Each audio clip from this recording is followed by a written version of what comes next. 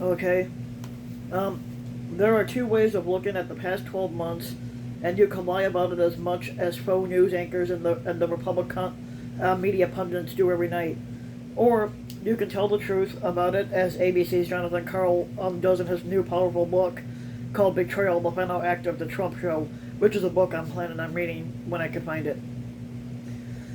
We all tend to want to put bad news behind us, but even if you've been lulled into thinking that 2020 was just another bad year, please read this book. You'll be blown away as I was, and you'll realize that 2020 was the most horrible year ever, and we're lucky that we even fucking survived it.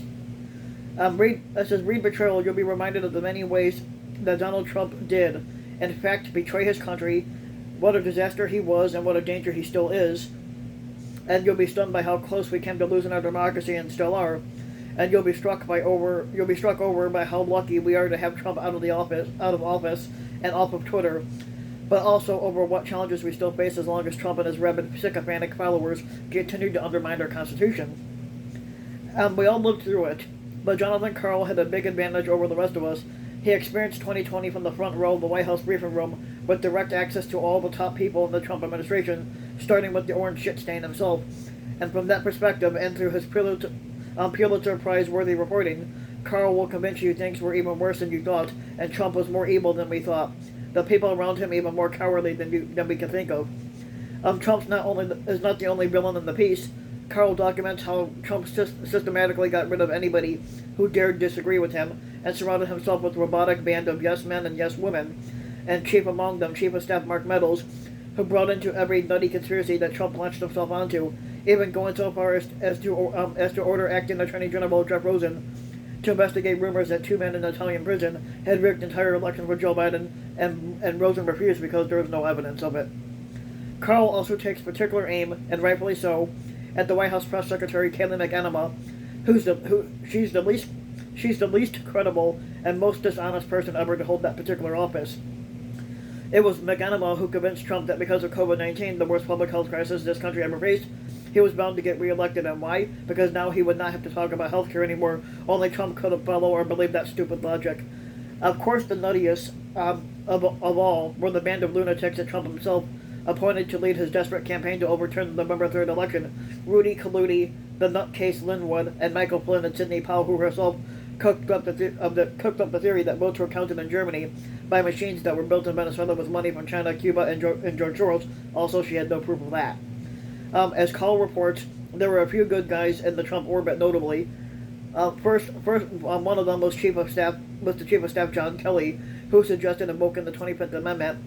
Defense Secretary Mark Esper and Joint Chiefs Chairman Mark Milley, who refused to deploy the military to oversee the election, and even Attorney General Bill Barr oversaw a Trump ass kisser, but who nonetheless announced the Justice Department had found zero evidence of any voter fraud.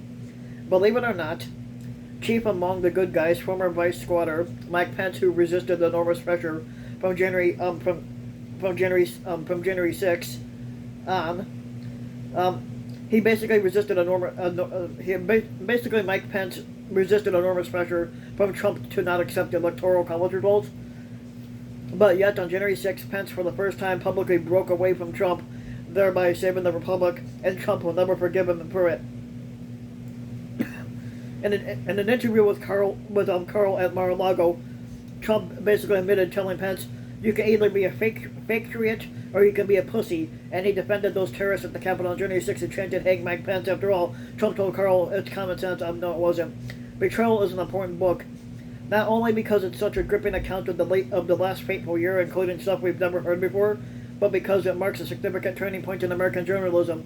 As Karl notes in his own case with Trump, he realized that he had to drop any fear of being branded anti-Trump and simply tell the truth. The simple truth about the last year of the Trump squadancy. And Karl concludes is that his lies turned deadly and shook the foundations of our democracy, and that's the most honest truth that we know, is that Trump is not a truth teller.